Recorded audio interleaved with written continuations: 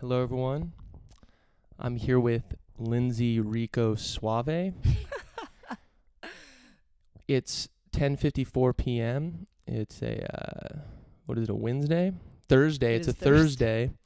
It's a school night. She's offered to stay up late for us tonight, so we really appreciate that. Wellesley 2013 graduate, go Blue. She lists some of her skills as knowing where the coffee is and having a liberal arts education. Whatever that means. And that's in quotes on her resume. I don't even know if you call it that as an actress, your thing. She lives in New York City, but she's in Oakland. Rico, what brings you to Oakland? How you doing? I'm doing good. How are you? I'm good. It's good to be here. Thanks for having me. It's been first of all, where are we?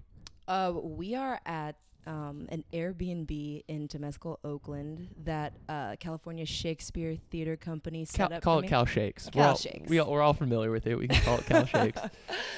Cal Shakes.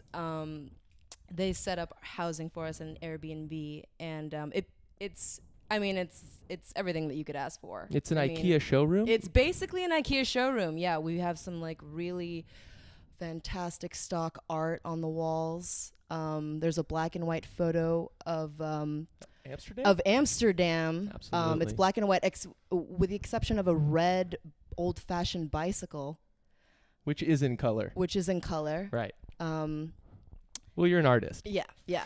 So I can appreciate it for. So for why are you here? And who put you in this place? Was this Cal Shakes? Yes, Cal Shakes. Who's Cal Shakes? California Shakespeare Theater Company is a regional theater. It's one of the largest regional theaters in California. TM. Yeah.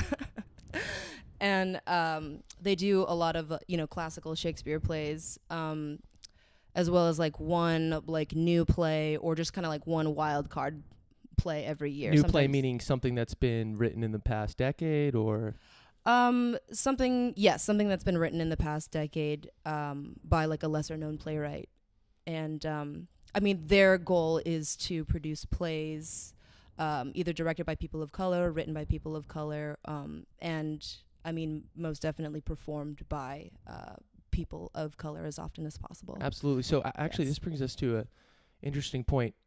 Do you think, it's easy to say that Shakespeare's your favorite, right? Because, he's a classic guy. Everyone knows him. It's like, oh, okay, Shakespeare's your favorite. Really? Do you like the Beatles too? Right. But do you think that oh, do you? The plays now are worse or better than Shakespeare? Do you think the writing, are we adding new things? We're straight up copying Shakespeare. Really? Yes, I would venture to say that other than the Bible, we rip stories off from Shakespeare all the time. Right. From the young romance story Romeo and Juliet, that forbidden love kind of thing, to a story of intrigue and deception and revenge, like Othello, and then the racial politics of that too. The dude is timeless, and we will, how fucking legendary. We will continue to copy from this guy, until we can't anymore. Absolutely. So in this case, you were out here copying Measure for Measure. Yes. So we're doing Measure for Measure, which is one of his lesser known plays. It's a problem play. Yeah, a problem play. What does that mean? No one knows what that means. So it means that, oftentimes a problem, when someone describes a play as a problem play, it means that there's drama and there's comedy, and you can't exactly place it in one category or the other. Right. And there's just often a huge moral conflict at the center of the story. So do you find that more interesting working on a play like that, given it's a little more ambiguous and you're not sure what to think about it? Yeah. I think that one of the greatest things you can do with Shakespeare is really just mess with it and test the boundaries of it. Well, you guys certainly did that in your show. So Measure for Measure started September 13th. She just had a show tonight. First of all, how was that show, by the way, tonight? The show was great. Did any understudies ruin it? Rico's had some choice words for some understudies, not on this play specifically, but in general. So I'm curious about that. Good to hear that. So how did you do tonight? How was your performance? I thought we were all solid tonight. We were just like really, really keyed in on the same wavelength, and it's like electric when it's like that, you know, where everyone is so keyed into the situation and just like really riffing off of one another and really responding in like a genuine way to like all the shit that we're trying to pull on stage. Right. And so we spoke at pace, which is so important in Shakespeare, just to like keep things moving. So meaning how quickly you're doing it? Yeah. Just like, you know, your rate of thought, you know, just like really having everything aligned and speaking on the line, you know, instead of taking like major pauses and stuff like that and really just like driving through it. It's like music, you know, the scansion and just like the rhythm and everything. It can be really electric and that it's like shit like that is like why I do what I do. You guys are in the zone, plain and simple. Absolutely. Right on. That's awesome to hear. So I have to confess a little bit. When my sister was telling me I was going to she's like, not stoked on I was that. just, yeah. I was, oh, really? My sister's friend is, she's performing now, right? Cool, like good for her. That's awesome. She's doing that. I'm not gonna lie. Like I'm like performing this shit. Like in your position, I probably would have felt the same way. I would have been like, oh, dag, like the thing is, all right, the cool. thing is at the beginning of the show, it was funny because I think you were a security guard. Yeah. That so? I get in there and I just say, "Oh wow, she's the security guard. She's standing there, not going to say anything, but at least chill ensemble. At least her face is very stern, though. Yeah, and she's working very hard. Oh, she's in character. Yeah, in character. No, but you guys, played multiple roles, so that's why I was a little. So I saw that. Oh yeah. And then I was like, oh okay, and then all of a sudden she's a nun, and the spotlight's on her, and you were the lead in the show, plain and simple. You were the lead in a professional Shakespeare production. She lives in New York City. They're paying for her to be out here. She's a professional actress, plain and simple. So that is, and you were the lead in this. And what was her name? Isabella. Yeah. Isabella. How was being the lead? How's playing that role? It's intense. I mean, like. Pressure or as the character? Like outside pressure or? Sure, like outside pressure. Like, Cal Shakes is among like the theaters in California and, you know, the United States, like it is renowned. There have been some great actors that have graced that stage, and it's really interesting. It's in the mountain. It's kind of up in these mountains, and like it's its own like freeway exit. Right. Right. And there's a whole bunch of parking there, and it was it's in this like fucking sick valley that's just like, it's so, when like the sun sets, it's like the hills are like golden, the back of the stage, and like the trees are like black, and like it's incredible. It's beautiful. Right. And it's like, they built like a miniature like globe like around it. So how's performing there? It's epic. Epic. I feel so lucky to be at such a great place that like has such a strong commitment to diversity and just like shaking things up and producing lesser known works and really just I've like never even heard of Measure for Measure. Yeah, no. I told a guy at work, he said, Measure for Measure, actually my mom, she reads a lot of Shakespeare. I've never heard her mention that one. I said, Richard, you're full of shit. Yeah. You are not going to a Shakespeare play. Tell your mom to Google it. It actually exists. Who are these people? No, I love my coworkers, TM. So it's been, but you were saying at the beginning, playing her specifically. So tell us a little bit about what the play is, just a rough overview, and then who your character is and all that. Okay, so it takes place in the city of Vienna, an incredibly, I guess, quote unquote urban, desolate landscape. And you guys had a modern take on it too. Yeah. So it wasn't straight. Yeah, it was very like, took inspiration from like, you know, Eastern Europe, Estonia, like a place like that, and under a totalitarian regime, and like, so you have the Duke, who is this really young dude. He like came into power really young, and he's like fallen completely out of touch with the city. Like people are rioting, like things are out of control, like there's venereal diseases being spread, like outbreaks, like, you know, it's pretty Wow, rough. so that's pretty funny. So just saying the intro, I didn't even catch all that. Oh yeah. Meaning in the show, I mean, the venereal outbreaks, were there references that? So first of all, this is actually a question I want to ask you. Do you understand Shakespeare's pretty? It could be hard to parse. When you're watching it there. Do you understand everyone's lines? Do you understand all your own lines? What's actually being said? Yeah, I mean, we did a lot of like work at the table where we just like talk about like the backstory and like just kind of build a historical context for like our setting to really like put us in the place and the time. And then from there we can like develop characters and like parse through the language. I mean, we all just like sit around with the script and just like literally paraphrase everything so that everyone is on the same page. I think that that's totally essential. Right. Yeah. That's awesome. So the city's going crazy, venereal disease. So yeah, I mean like in the beginning, yeah, like things are bad. He's just like looking over the city and just being like, I gotta get the fuck out of here. Yep. Or else I'm gonna throw myself off this ledge, literally. And so like he leaves all of a sudden and puts this dude Angelo in charge.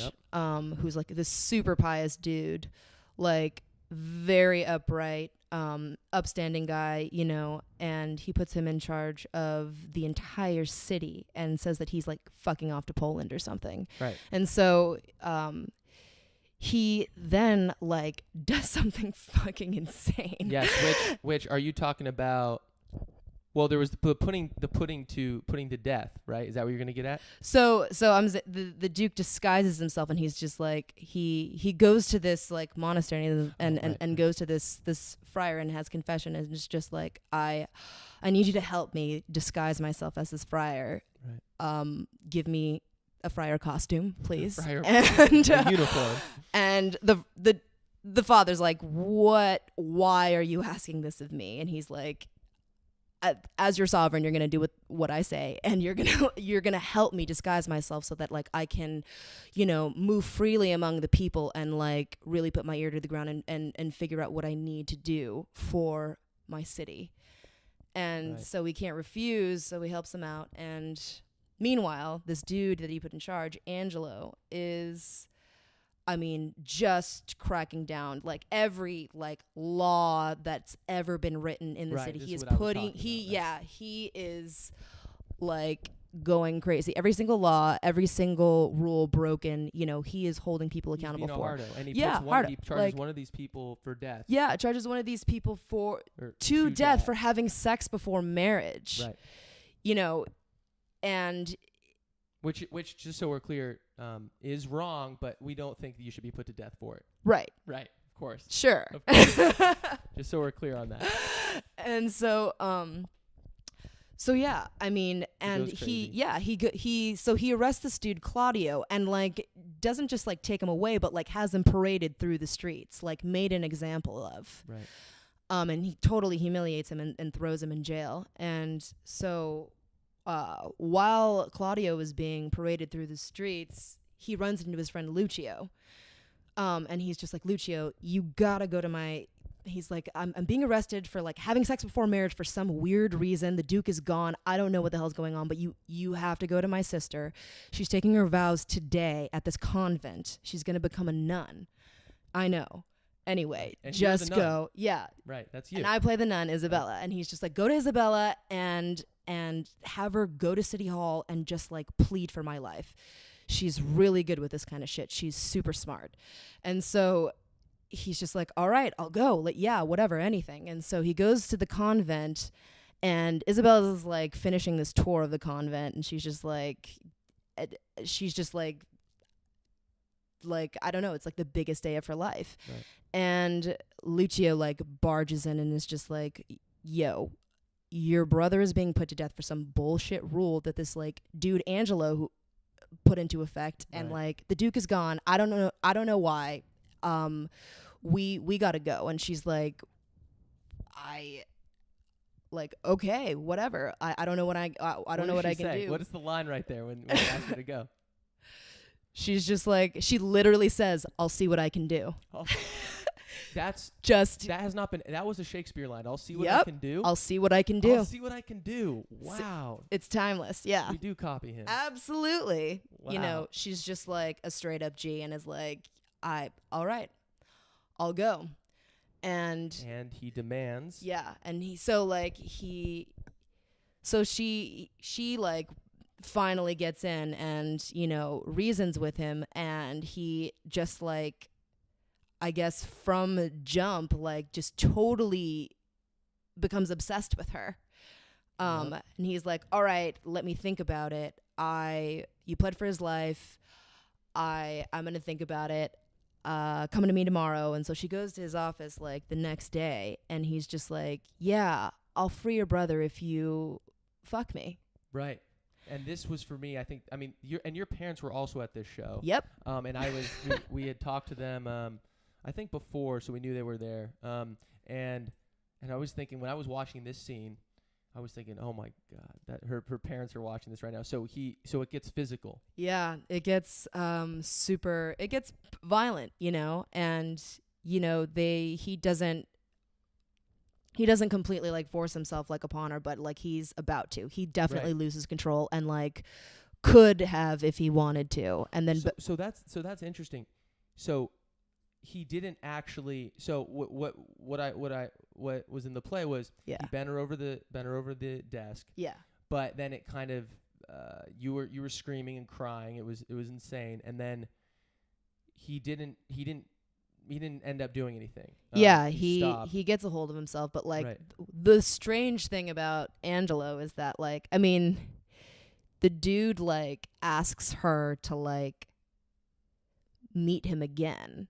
Like threatens her because like he wants to make like a ceremony out of like this, I mean, rape essentially, because she really doesn't want to do it. I mean, the chick's about to become a nun, you know, and like he's totally blackmailing her. Right. And I mean, yeah, like he gets violent. He gets violent with her, you know. So like it's just like all signs point to no. Fuck no. But he's like, you know, if you don't do this, I'm not gonna just punish your brother. I'm gonna torture him. Right.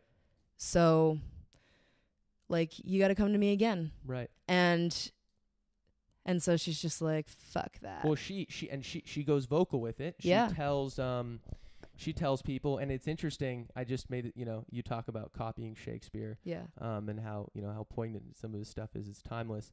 But she tells people, and they say they don't believe her.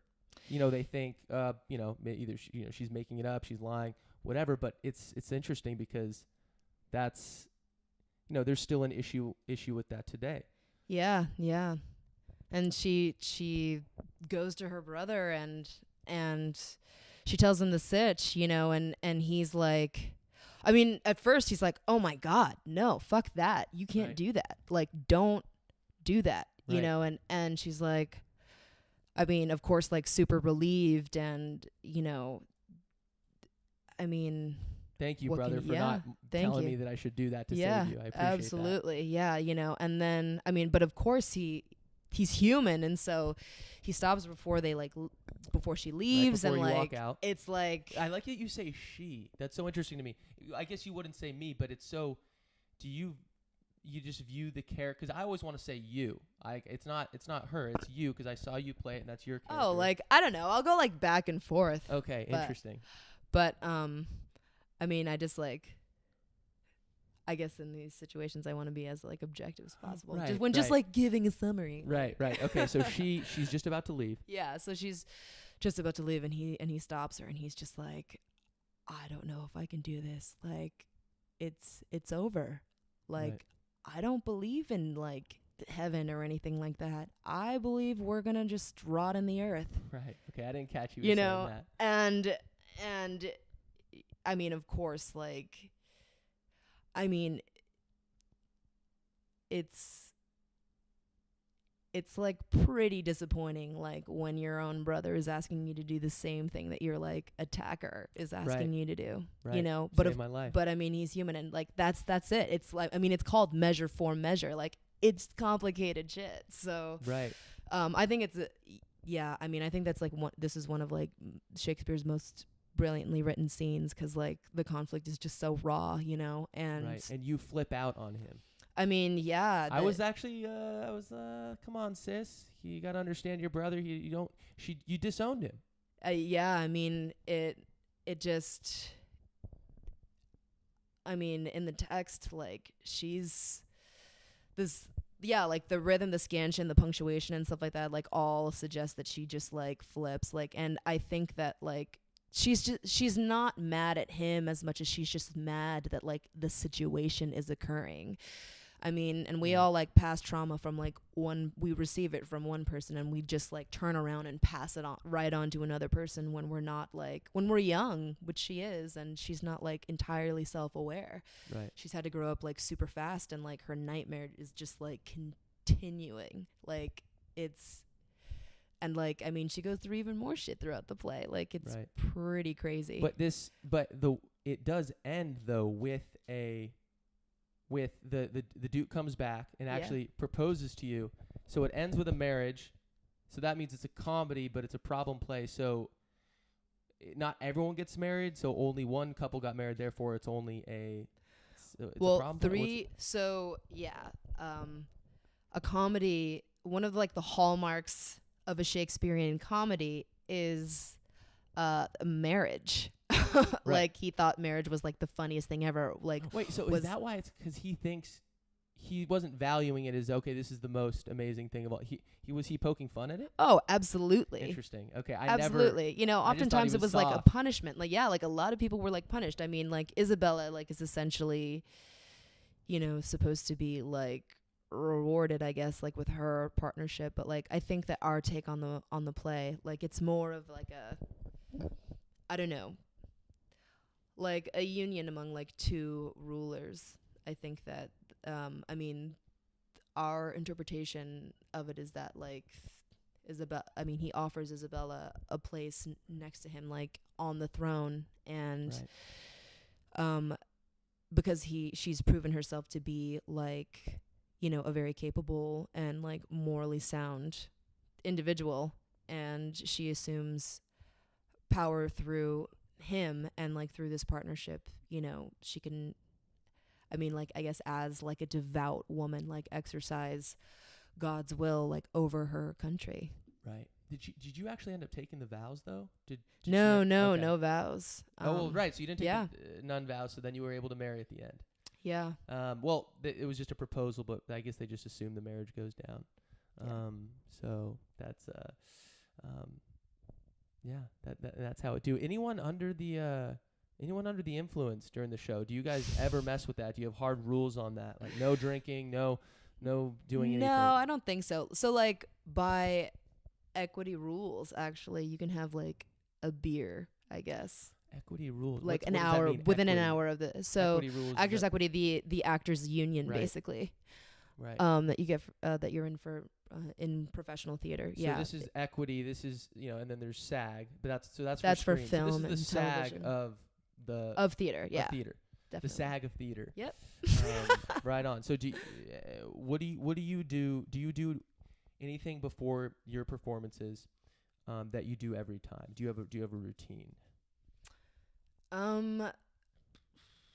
Honestly, not really. Besides sometimes being late. No, that is definitely a routine. Right. Okay. I don't know. I honestly believe that like you can only ever really be where you're at, you know? Right. And like I just like I don't think I've gotten to the point in my career where I actually do have just like solid habits. Right. Like that. I think that I'm still like slowly discovering that as I like go along, and these contracts get like more intense, you know. Right. I definitely notice that like a lot of my castmates have like, you know, rituals and stuff like that, or they like to get to the theater like certain at a certain time, like before the show starts, and you know, or they'll do their yoga like right before. Of course they'll do their yoga. You know, and Oakland like plus theater. What else are you gonna get besides lots and lots of yoga? Right on. Do you do any yoga? You're from New York. Oh yeah. Oh, you do? Yeah, definitely. I can't even tell if you're joking or not. No, I'm not. Do. No, okay, yoga. okay. I have to admit, I was a skeptic. Okay. And at first, like, Here I found we it to be go. pretty boring, but like, I'll do like Bikram or something like that, where you're just like in there, just like sweating like a pig, and like, Right. it's so weird, and like, I don't know. Okay, I can't take the yoga propaganda anymore. No, I'm Yeah, sure it's great. yeah. Everyone should go try yoga. Everyone who's listening should definitely go try it. It just like forces you to breathe, and like as an actor, it's helpful. Right. What Most people don't actually take a full breath like in their normal lives. It's crazy. Right. No recordings of the show. So we were talking to you a little bit about this after. Said Rico, okay, so you're here. First of all, we got to dap up. This was directed by Tyne Raffaelli. Yep. Did I pronounce that right? Tyne Raffaelli, yeah. And this amazing director. Right. Yeah. Like this woman is a fucking badass. She's like one of the smartest people I've ever met. And like her story is insane. She's just a person with like an insane story. Like she is way cooler than I am. Like she was like this like competitive gymnast, who like was training in Russia and then decided to like fuck that. I'm going to go into acting. She like trained at Guildhall like in London and like was like on the circuit there, just like acting and shit, and then was like, fuck this too. Like I've been performing for people my whole life. Like I want to be the one in control. And so like I want to tell stories because like no one else will. And so she went to school for directing and like is just lighting it up now. It's insane. She just does like production after production. She's like always doing something. And she only watched the first show. So you guys have been performing for a couple months, but she only watched the first show or first couple? Yeah, she only watched like the previews, which are, shows that we do where we're still like trying stuff out and like fucking with cues and stuff like that. And then she watched opening night. Got it. But yeah, after opening she left. She bounced to do another production. My work here is done. Yep, my work here is done. So did she give you a bunch of critiques about the first opening? Oh yeah. Oh, no, nice. Tyne gives copious notes. Right. Like you cannot she's an incredible director. Like your acting will improve after working with her, and you can't say that about a lot of people. Does she check in with you guys? Have you been Absolutely, yeah. Right on. She's like, fucking up. Great. I'm curious, what do artists use for techno? Are you guys using, is it an email thread? Like does she group come chat. See you? Group chat. And then like email too. Group for chat. like Is that that's iMessage? for secrets. Huh? iMessage? Yeah. So every single person in this production has an iPhone. Oh no. Sorry. Okay. No. We have a Samsung. Okay. A Samsung or two. Yeah. Android. Yeah. Right on. Cool. I was just, that whole thing. I figured. What do you have? You're iPhone. anti-Apple, aren't you? No, I'm not anti-Apple. They make great products. I know I have a Google Pixel though. Got a Pixel though. It's fine. Yeah, I got a Pixel though. Yeah. Low key, got a Pixel. That's awesome. So, but what I was saying, like, the reason I brought up Tyne Raffaelli was you don't have recordings of your performance, so people just know the work you've done because you have Tyne Raffaelli next to your name. Yeah. And they know, okay, she worked with this director. Right. That means X. We don't need to see tapes. We don't need to ask around. You say, wow, Tyne Raffaelli, boom, that holds weight. Yeah. I mean, she's that good. That's so fascinating. Is part of that the no filming thing? Is that kind of a theater community thing? Like, we're going to keep this live. We're going to keep it theater. We're not going to post it on YouTube. We're not going to do things like this because we believe in the live art. Or it's just not really done. Is it? I mean, I think that seeing something live is completely different than like watching a live performance, like a video. I think that, the reason why we still make theater is because it's a visceral experience. It has no memory. It's an experience that you have, like as an actor with the people in the audience and their energy, their attention, their reactions to things. Right. It's just that moment, those moments like strung together in time, and like then it goes away.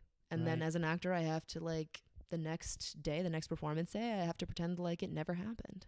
Wow. Damn. Yeah. Not even a highlight reel to shop to different scouts and stuff like that. Damn, right on. So you live in New York. Where in New York City do you live? I live in Bed-Stuy, Brooklyn. Bed-Stuy, Brooklyn? Yep. Right on. And you talked a little bit about this.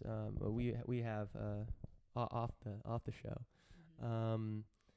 But what are the scenes? What's the difference between New York City and Los Angeles when it comes to the acting scenes, as it were?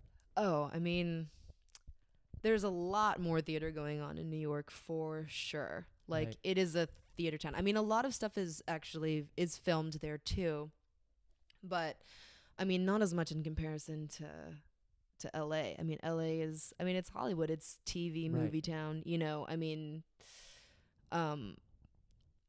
I do a lot of theater and I'm in New York, and it just kind of makes sense for that. Do they do much Shakespeare in New York? Yeah, definitely. I mean, you got Shakespeare in the Park, you know. Oh, right. That's free.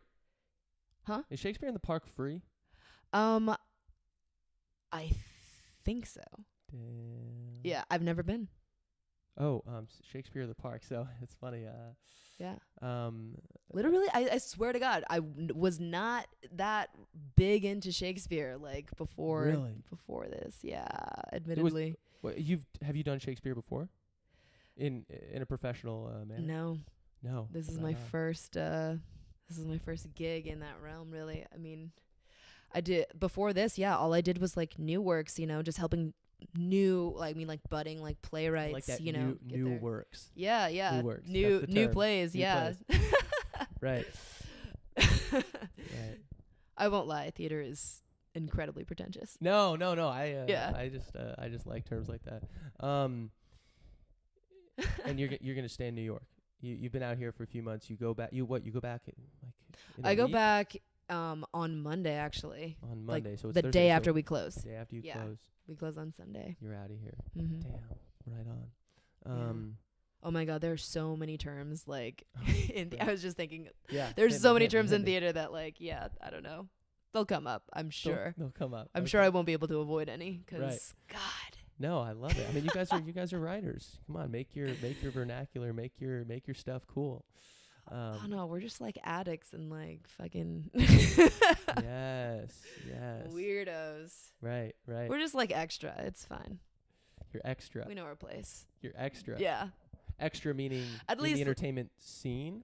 You guys are extra. What do you mean by extra? I don't know. I just think like the people who do like theater, this like, I mean, you know, you're on stage and you're like connecting with people. I mean, versus just like, you know, when a camera can really focus in on you and every single like eye twitch or like, you know, nose hair can be seen and like all the nuances of your like face are like readable without you actually having to do very much. Whereas And in plus, like, you could mess up. yeah, you know, and Right. like in theater, like, I mean, yeah, exactly. You can mess up can and you mess could do up. it over, you know, Right. and like in theater, it's just like whatever happens, fucking happens, Right. you know, and like I mean, people make some like really just insane choices, you know, because you have to consider like what is stage worthy, like what is worth me like leaving my home and like sitting in a room full of strangers like watching you on a stage like play pretend essentially. Right. Like I want to see some shit go down, Right. you know. I want to be on the edge of my seat if I'm going to be there live, Right. you know. It's I love that. yeah, it's intense. I've heard you call LA the destroyer of dreams. Oh yeah, That's actually a direct quote. absolutely. Why do you call it that? Because I think that too often like people go there without a plan, Right. you know, and like they go there with like a dream, you know, and they're just like, I mean, and they're just like they didn't entirely like think it through, and like time passes, you know, and you can like grow so complacent there because like, I mean, I think it is chill, and like as long as you like find your people, So you grow know, complacent, meaning, okay, I yeah, came out like here the for a seasons like don't change, like everything is like Right. pretty moderate. It's like the temperature is nice, you know, like people move at like a, you know, pretty lax like pace. Really? I'd say. Yeah, Really? definitely. For Oh my God. for When I LA? come I home thought from LA New was- York, I'm like, Jesus Christ, like move. Like, Oh, let's right. keep it moving. Like, what do we want to do? Do we want to do this? Do we want to do that? Like, are you like, why is it taking you so long to decide? yeah, like, yeah. it just the pace is completely different. Right. So people come out to LA. Yeah, and like, And you they know, you slow can down. They yeah, say, okay. absolutely. Like, if Right. I were living in LA right now, I know exactly what I'd be Oh, doing, no. and like, I would not be, you know, on my grind as much as I am, Right. like in New York, you In know, New where York, you you're have like "Get me other out of this people who are car- really get me out of this yeah. cardboard box I'm living in. I need to go Absolutely, do yeah. work. I can't have just to. relax." I must book. Like, I have to do Right. something for myself. And I mean, luckily, I have a great community of people around me who, you know, are actors too, and who are just like, I mean, not only like amazingly talented people, but just like people who have such good hearts and are so incredibly loyal. And who are really rooting for me. I mean, Right. I feel like over the past few years, like I've done a pretty good job at like getting rid of people who like don't know how to celebrate other people. Right. Right. Like, it's not that hard, you Right. know.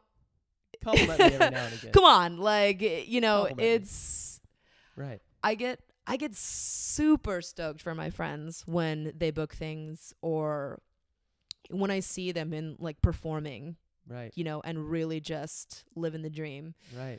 It's inspiring, you know, and I really do believe I have such talented and like gifted friends Right. who just like do the weirdest shit and who are such like convincing, you know, people. Right. Well, you've talked about some of your friends that have come out to LA and had dream of doing one thing, but ended up getting successful in something else, maybe a show that they're not too into or something else, but them needing to raise money to then be able to go do their own thing. Yeah, absolutely. I know like quite a few people who, I mean, are on just like, you know, We won't like, name the shows. yeah, We yeah, won't yeah. name the shows. No, you know, certain like just big network television shows, you know, like cop shows, you know, like things like Right. of that genre, you know, that are like, you know, popular, though the writing like isn't necessarily that great. And Right. you know, when you're a smaller recurring character, you don't necessarily get like an arc, or there are just like holes like Right. in the plot, and like which make it more difficult. Makes it more difficult to like act, really, you Right. know. And 'Cause you're just a prop. yeah, no, but that money is real, and Right. like, I mean, And that's for film. this is for like This is for film. some prime time Right. like network TV shit, you know. Right. Right. Is that where the most money is in that type of stuff? Is it in getting a minor part in a movie? What do Oh, I'd say, you know, a movie for sure. I mean, it really depends on like the role and like how often your character is like on television, you know, Right. for example. But I mean, if you're in some like big blockbuster, you know, I mean, sky's the limit, really. Right. So this blockbuster stuff. So you got to think at a certain level. I mean, I think this is true with a lot of things, but acting as well. Probably. Uh-huh. You tell me. That's why you're here. That, you know, there's a ton of good actors and actresses. Yeah. They're all about the same. How is it that some happen, you know, any one of these people could do the part, could do it justice. How is it that some of these people rise above? And I this is kind of a leading question, to be honest. You've talked about some of the politics that goes into acting, and we're not going to name any names or anything, but can you talk a little bit about how that has an impact? Yeah, Be I mean, careful now, Rico. Someone could be listening. I mean, people have gotten roles, you know, for having X amount of followers on Instagram. What?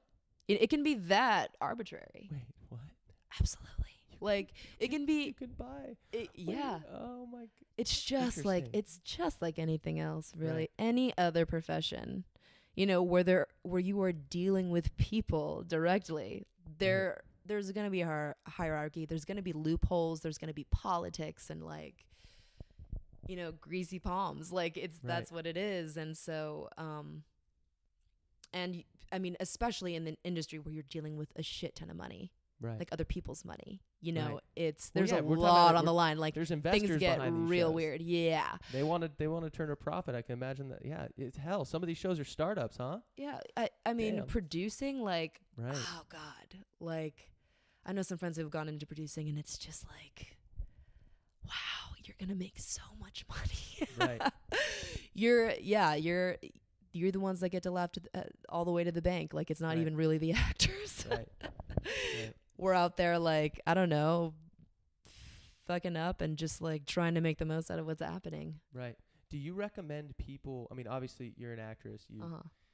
You're obviously interested. You went to school for. You studied. What was the official the major theater? And I studied theater and English. right. Oh, damn. Yeah. That makes So sense. Did you do this in high school as well? In middle school? When did you start kind of coming on to this? I was like a total speech and debate nerd. I guess that was like my Yes. first exposure to like anything kind of like any kind of interpretation of like lines or anything like that, you know. No, it's like a performance. yeah, it's performance. And so like that was kind of my hobby. And then I didn't act for like a year going into college, and then after that I just decided to do my first play my sophomore year and just kind of got hooked. Right. What was your first play? My first play was called oh shit. Oh, Wait. damn. Oh my Hold on. God. Miss Professor Hennings or whoever it was. Professor Hennings is probably listening to this. Wait, White Liars. White Liars. Okay. Sorry, So I've done a lot Okay. since then. Okay. White Liars. No, I was, because we did another play in tandem with it called Black Comedy, and I was like, yeah, I did Black Comedy. I was like, White no, Lies wait, and I Black wasn't in Comedy? that. White Liars and White Black Liars. Comedy. I was like, wait, no, I wasn't in Black Comedy. And I was like, wait, which one was I in? Damn. So long ago. Right. Sorry, Right. I've just been doing the same play for like a very long time. It's been Right. a Is it- very long run. Is this the biggest gig you've ever gotten? Well, I guess it's hard to quantify because you've done some screen stuff as well, so it's hard to. No. I mean, this is I mean, in my career, this is definitely like the biggest. I mean, most important to me, really, but like the definitely my longest contract, and Right. yeah, I mean, I got my equity card not too long ago, and Right. I mean, when you're in the union, you know, there are certain rules that like theaters have to adhere to, you know, and like like housing, ensuring that I have a Right, car, ensuring and that like you have all the latest all and the- greatest IKEA. all the latest IKEA products. Yeah, no, this place is nice. Yeah, it's huge. Right. I'm living in this like cute, you know, apartment in Oakland, California. I mean, Right. the weather's been beautiful. I couldn't ask for a better situation, really. Yeah. I'm really lucky. Yeah. That's awesome. I want to shift gears a little bit. When I was preparing this outline, I want to come up with some questions to ask you and stuff like that.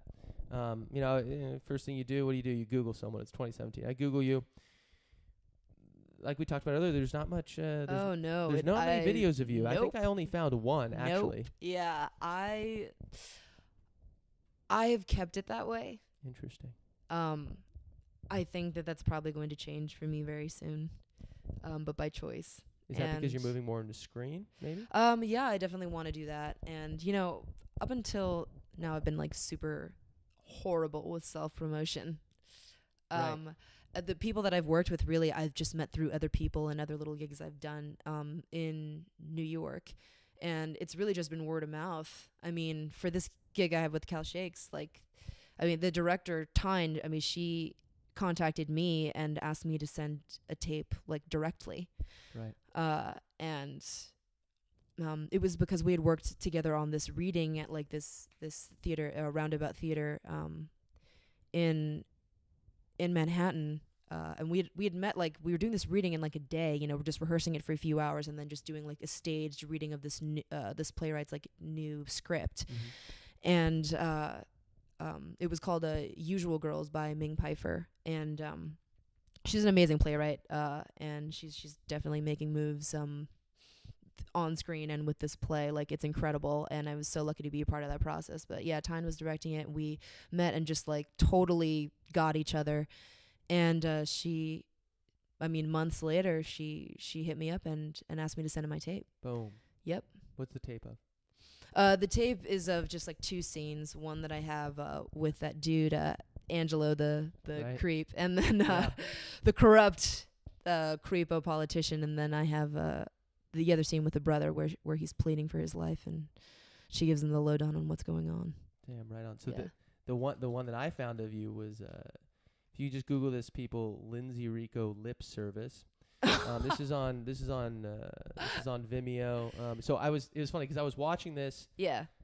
And it's the story of a girl who is abroad, who you meet someone named Monique, and you have, you kiss her and you start questioning your sexuality. Right. And I was watching this the whole time thinking, wow, Rico, like, this is a legendary story of yourself. Like, I didn't know you had 2 sisters, and I didn't know you were religious, and I didn't know, or your sisters were religious, and you had all this pressure, and I was like, but then you were questioning yourself, and I was like, damn, Rico, that's real. And then, I put it in the outline, and then you commented on the Google Doc. Don't worry, you're not a sponsor. And you say, yeah, this is actually for a show I did. I was like, oh, shit, like, oh, no. This is not your real life. So, no. This is not my real life. Right. Like, this is a tape that I had to send in to, like, get this grant. So I just did, like, a monologue from this, like, Scottish television show, which I was not on. But, like, right. I thought that this... I mean, essentially, like, as an actor, I'm a storyteller, and I thought that story was, like, really great. And, like, sometimes, I don't know, like, anecdotal monologues, like, don't always work. But, like, it was one that I connected with, pretty deeply. And so I'm glad you thought it was real. Right. Honestly, I thought it was real. I got to pat myself on the back for that. Yeah, no, that's that's good acting. Do you find being lesbian, does that have any effect on your work? Are theater people in this industry, it's not really a big deal, it's not really talked about, or is that something that does come up, and is that something that is, you kind of, you think about? I mean, I definitely think that as a minority, like I definitely enrich certain. You're Thai and Mexican. Yes. Okay. Yes. Okay, I mean, as a minority, just right like on many levels. I mean, right. like, with regard to like my like queerness, and then like my queerness. I actually want to comment. I'm always curious, like, what? So, is there any word that you prefer or dislike? Homosexual, gay, lesbian, queerness. Are they all kind of equal? Do you prefer actually one of these? Like, how do you feel? Yeah, I mean, like, I think everyone has a right to their preference, Right. And so, like, I personally identify as queer. And why queer? Because like I think that we're all just like on a spectrum, and like day to day I lie somewhere on the spectrum. I think that it like changes sometimes. Like, I mean, I'm like in a very committed relationship with a woman right now, but I mean, I can't deny that like it's not like wholly definitive. Like, I still like find, men attractive, and I can understand why people would find men attractive, You can understand that. Yes. You can see their absolutely. Yeah, some people like are on like the far end of the spectrum, and like honestly just don't get it. Right. And some people are like asexual, and they're like, I have no desire to ever experience like anything like intimate, in that way. And so, yeah, I'm queer. You're queer. And I'm here. I love you. Wow. You're queer and you're here. Yeah, I flipped that. So does it have any effect on, I interrupt you. Does it have any effect on your work? Like, do you think about it? Does it come up?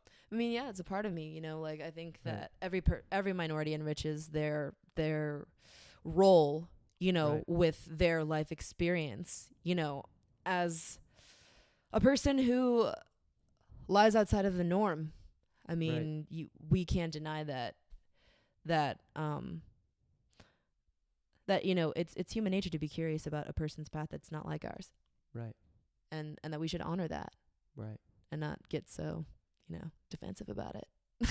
Right. Or close ourselves off to it, And so I think that every actor brings a part of themselves to a role in some capacity.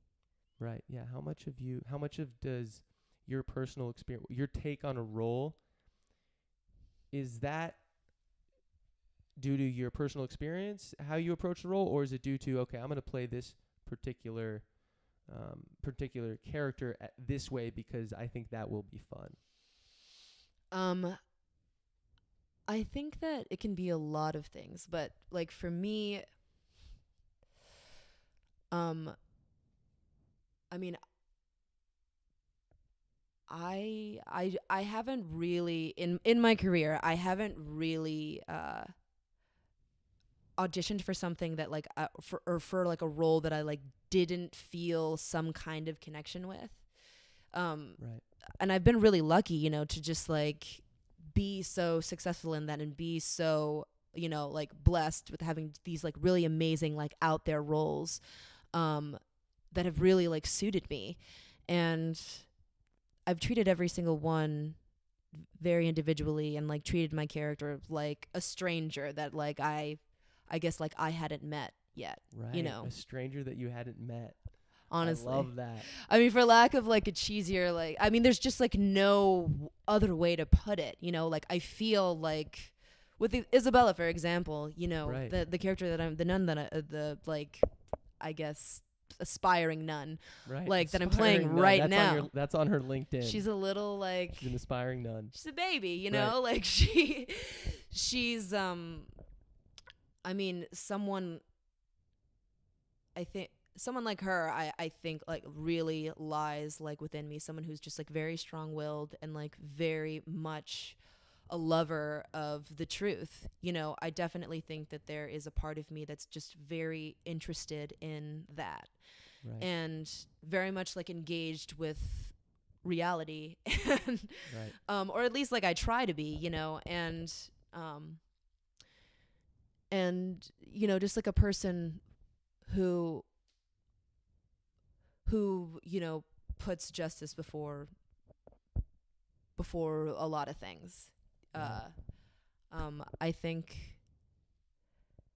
think that I can really like identify a lot with like a person like her who's like so, you know, intelligent and like so wanting to do the right fair thing. Right. Well, can you introduce us a little to this stranger? Can you give us a few lines? Can you give us a scene? I would love to just hear you. My God. Come on. Hey. I put this on the outline now. You did not cross it out. You crossed out one thing. No. I mean, I Can you give us a few lines? I really can't. Look at, I'm putting you on the spot. Look at it. We go over the outline first. No. I mean, I was thinking I could do like one of my favorite lines. It's actually like nothing that I like say. I don't know. I think it's just think right. that like one of Lucio's lines actually is just like I think it's one of the best lines like written in Shakespeare. Right. Hit us. Okay. Our doubts are traitors that make us lose the good we oft might win by fearing to attempt. Go to Lord Angelo. Let him learn to know when maidens sue, men give like gods, but when they weep and kneel, all their petitions are as freely theirs as they themselves would owe them. I fucked up a little bit, but it's not my line. Word. It was one word, and it wasn't even your line. It wasn't even the line that you. I just think that it's like, I mean, our doubts are traitors and make us lose the good we oft might win by fearing to attempt. Like, right. I mean, like when you really think about it, I mean, he puts that so simply, just like right. this overarching idea that like we get in our way so much, and if we just like tried every time and like not let, you know, our doubts take over, you know, our action, like, I mean, we'd probably be unstoppable. Right. But we don't know. Speaking of doubts, did you ever, when you graduated from Wellesley, did you have doubts about going into acting? I mean, that's got to be one of the top 3 cliche things you could possibly do. Oh my God. Or is it not? Is that no, bad to say?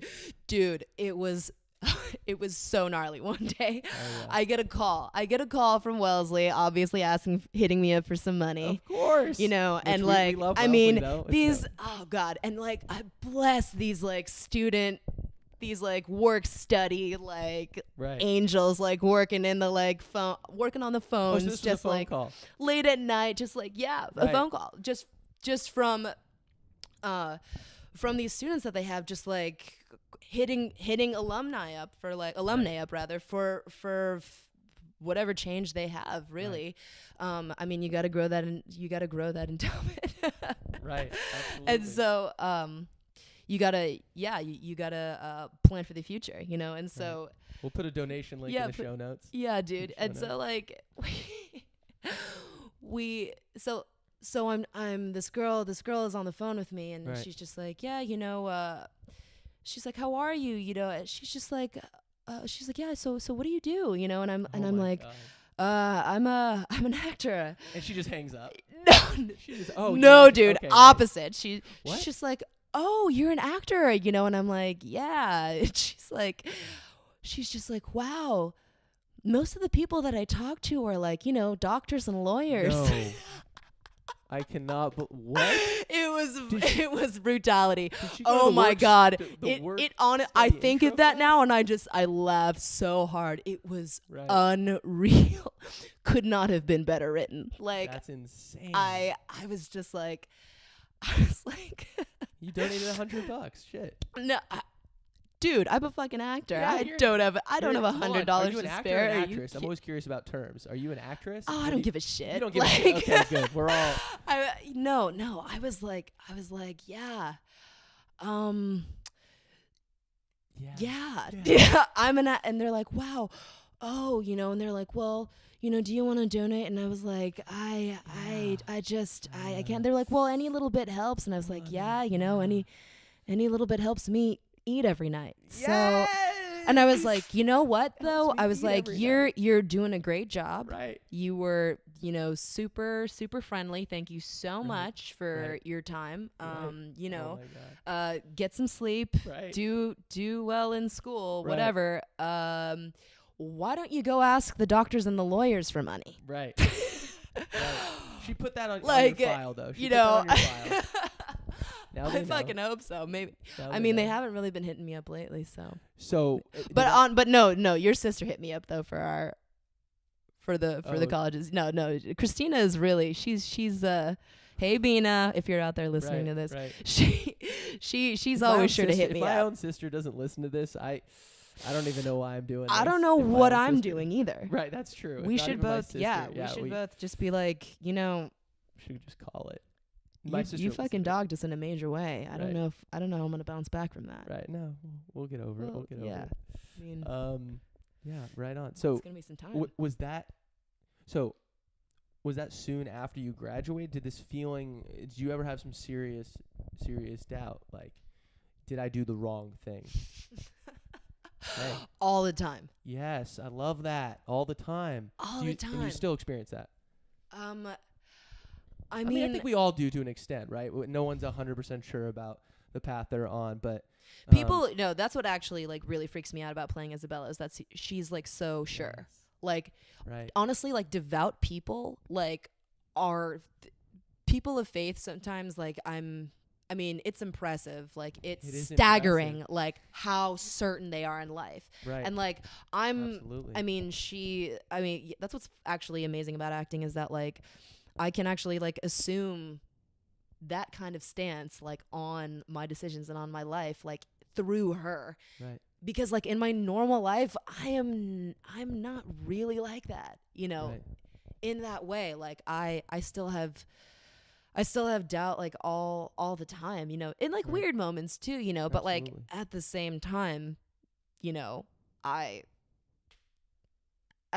you have to, if you're gonna do this, you have to believe that like you have something special going on, or else you're never gonna survive. What would have been your other path if not for acting? Oh my God, we performed this student matinee where we get kids from like, local schools in Oakland in the greater area. Teacher. Yeah, and we perform for them, and this kid has the same thing. I did not know what to say. Oh, literally the same thing. Okay. I am not like. I think that's a good sign. I'm one of those actors who believes that I have, you know, something going for me, honestly, you know, and like, maybe it's crazy. I don't give a fuck. Like I'm out here, I'm doing this, I'm booking things, you know, I think that I have a different take on stuff. And like, I'm excited to tell those stories that haven't been told yet, you know, and I'm Right. I'm just like so stoked that I'm like telling a story that's like lesser known and that's so intense and like wild. And Right. I mean, that's what I want to do. And it's something that I think that I'm really good at. Right. So I'm out here Well, doing it. You know, I you are have good at to. it. You are like, good at it. I really don't have a choice. That's the way that I see it. There you go. Yeah. You're on your path. So we got to shout out London Academy of Music and Dramatic Art and Oh my Williamstown God, Theatre Lambda. Festival. So we got Lambda and the Williamstown Theatre Festival. These were both places that you've done performances for in the past. So at Lambda, that was kind of like one of my make or break points in my career. My junior year of college, I went abroad to Lambda and did this like 4-month long classical theater, like conservatory program, like total immersion, completely different from what I've been doing at Wellesley. And, you know, everyone was like dressing in black and like doing all of these like, you know, movement classes and like taking like, you know, dance classes and doing like some real like hippity dippity shit. Like it was a hard left like in my life. Right. And definitely took some getting used to, you know, and I mean, but I did it because I was like, you know, this is something that I've been doing as a hobby, and like I want to see how far I can go with this. And so I went abroad and just like completely threw myself into it and just ended up totally loving it and just kind of getting my first like taste of Shakespeare and, you know, just like class, like scene studies and like text classes and just kind of like learning the techniques and like the basic things, the basic like, you know, tools and exercises that like one can do to just like help with something like Shakespeare, which is so specifically written. Right. What better place to study Shakespeare than I mean, London? There you go. They view it completely differently there. It's really? like it's so embedded in the culture, you know, and so. And they all can they understand it better, or is it just kind of part of their DNA? I think it's just like a part of the DNA, you know. Makes sense. And very much something that at least, I mean, the average person knows a fair amount about. And you know, there are even like pubs that'll be like named after certain Shakespeare like characters. Could you give an equivalent in the United States? Like, is there something in our culture that is kind of similar to Shakespeare that everyone? The only thing I can think of are like Disney movies or something, but I don't even. Could you compare? I mean, like The Lion King is Hamlet. Oh, this is where you get into we're all just copying Shakespeare. Interesting. Like The Lion King is Hamlet. It's okay. Hamlet. Okay. Okay. There you like, go. So it's similar to Hamlet, but it's also similar. Simba is Hamlet. Right, but it's also similar in our culture that we kind of view Lion King as this kind of. It's just a cultural phenomenon. So it's interesting.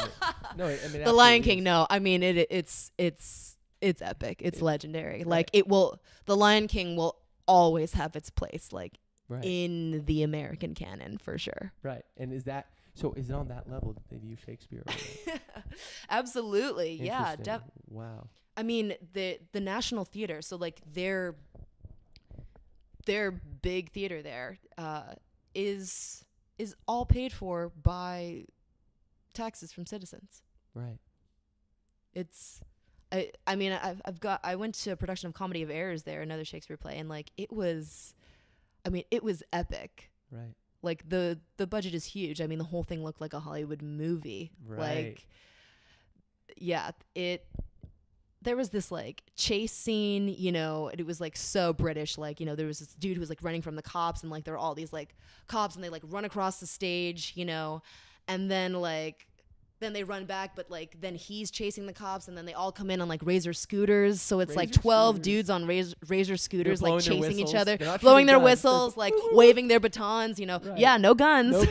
So they're just like acting up and like just weaving their way like through these like huge like skyscrapers that like they built that like basically span like the length of the theater.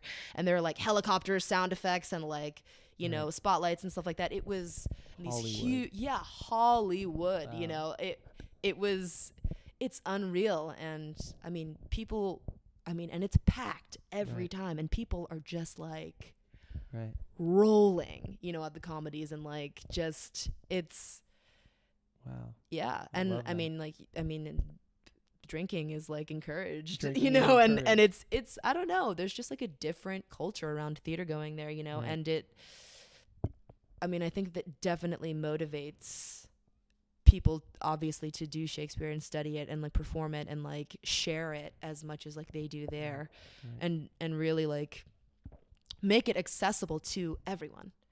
And we, I have to say that like it's pretty exclusive here. I mean, theater in general is like pretty exclusive. Like I wish that more people saw it. Right. Now, theater's exclusive here. Are you moving? Do you want to do more theater? Do you want to move more to the screen? I know you've done a couple screen stuff. I saw your IMDb. I would really, really love to do to do like film and to do like TV, you know. I'd like, there's part of me that like wants to eventually just like, if nothing, you know, interesting pops off at like in New York in the next few years, just like get like super fit and just like try and like and move to LA and like just try and like hawk myself off as like like this like action movie. Yes. Yes. Just I don't know, quasi like stormtrooper, like Xena warrior princess type, you know. Right. Just go for it. Just totally commit to something crazy like that. Right. I love that. Just like shooting aliens and I don't know, blowing stuff up. Right. I love that. But I don't know. I mean, right now I'm like pretty content doing. Yeah, you're still doing your thing. Right on. Yeah, I don't know. I mean, I've gotten some like pretty dope, you know, roles. I mean, like this one is one that I've been wanting to do for a while. It just took the right person to like really see me and see that I had potential and that I could like have a different take on something that's super old. Right. I love it. So Rico, you obviously have to be a somewhat confident person. I mean, to act, you need to be, you know, confident in your abilities, confident in your interpretation of the character, stuff like that. And, you know, as we wrap up here, I want to... Dude, modesty is for people who think they're fucking perfect. And I never said that about myself. Like, modesty is for people that think... Honestly, like, being in this industry, like, I definitely noticed that. But, I mean, take that for what it is. So like, maybe modest. You disagree, you're but, not modest like... is what you're saying. I think that... I don't know. I think that all too often...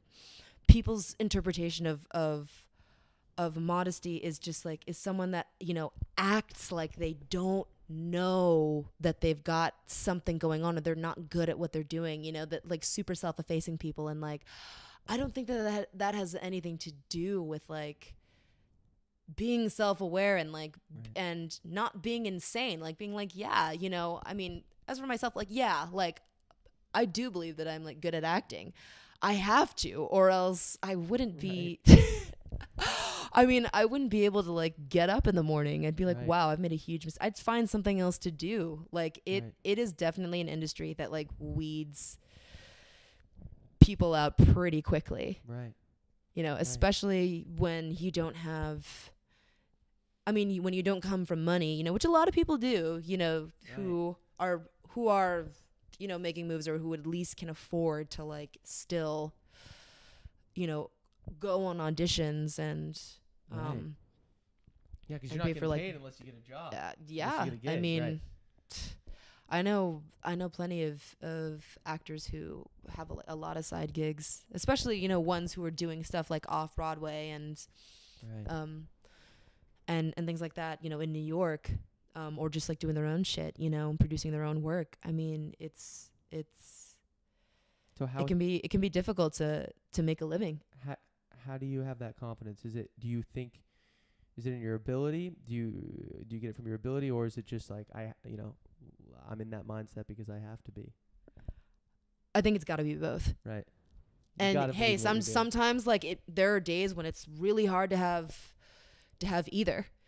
But right. ultimately I love what I do, and I don't have any regrets about pursuing my dream. I love what I do, and I have no regrets. Yeah, no, definitely. Like it's I mean, it might not happen on it, but I completely accept that. Right. You know, I might not get to do the things that I want to do, but for right now, I totally am. I truly believe that I am in the right place, and that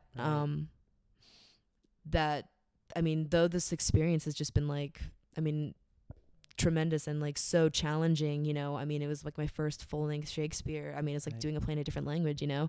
Like there were a lot of things that really took me to task for sure during this process, but I know that it made me a better performer, and it certainly like gave me the more life experience and challenged me to step outside my boundaries. You know, I was afraid to do it, but I think that that's all the more reason why you should definitely do something. Right. Yeah. Right. Or else you're never going to know who you are. Right. And yeah, I mean, this is a huge risk, but the bigger risk is being 80 years old and looking back and saying, damn, I didn't do it. Yeah. Go for it. Yeah. I don't want to betray myself in that way. Right. And so, yeah, I can confidently say that I'm doing it, and yes. I don't, yeah. I love it. You're confidently out here. You're doing it. Nothing else makes me want to be the best version of myself than this. Yeah, and I'm lucky that I found that thing. Some people never find that thing. Shit, yeah, you know, people who are either like not doing what they want to be doing, or like just gave up on trying to. Well, I think, to be find honest, I think most people. Well, I mean, what you're saying, that's pretty profound. I think most people are at that point for sure. I mean, I wouldn't even say I'm 100%. I mean, that's like, I think to say that, oh, well, this, what I'm doing right now, this is the right thing. Like that's really special. And that's why I want to talk to you, because you have something to say, and you're out here doing your thing, and you're confident in it, and you're completely down to share that. Oh, here we got Elbow. Hold on, we're doing a podcast right now. We got Elbow. Elbow's actually she's in the show as well. She's living with Rico. Elbow, the Duke's constable. The Duke's constable. She's a very funny character. Oh yeah, Annie Warden. Annie, say something in the mic, because this feels weird that no one's just. She's a hoot. She's a hoot. Just say something into the mic. As me or as Elbow? Oh, as Elbow. Give us a little something. Rico. Oh my God. No, Annie will do a way better job than I did with like I did one of Lucio's lines. Yeah, I'm such a dickhead. Elbow. All right. Sorry, Adam. I boned it. Sorry. No, Adam Schroeder plays Lucio in the Cal Shakes production of Measure for Measure. He's amazing. Anyway, here's Annie, who's also amazing. I'm doing Elbow. Yeah, do some Elbow for us. I'm trying to figure out, how does he sound? If you please, Your Honor, I'm the poor Duke's constable, and my name is Elbow. It's like that. Yeah, that's exactly what it was. That was great. What a treat. Right Thank you, Annie. I appreciate that. Or Annie, excuse me. Rico and Annie at the end there. Thank you so much for doing this. This was awesome. When I saw the show, talked to you after, riffing on you about it, I was like, damn, you'd be awesome to talk to about this, and I think other people would find this really interesting. So thanks a lot for coming. I'm crashing on your couch still. Is that yeah? Late. No. Okay, I'm crashing here right where we're sitting. Okay, we're good. Oh, absolutely. No, thank you for having me. I'm truly flattered. Absolutely. This is episode number 2. And I had to catch you because you're out of here Monday, so I said, damn, let's do it. Yeah, for sure. Let's have some fun. Thanks. Anything for Buzz Lucas, Christina Lucas's little bro. There we go. Just mixing it up. There we go. Thanks. Doing his thing. There we go.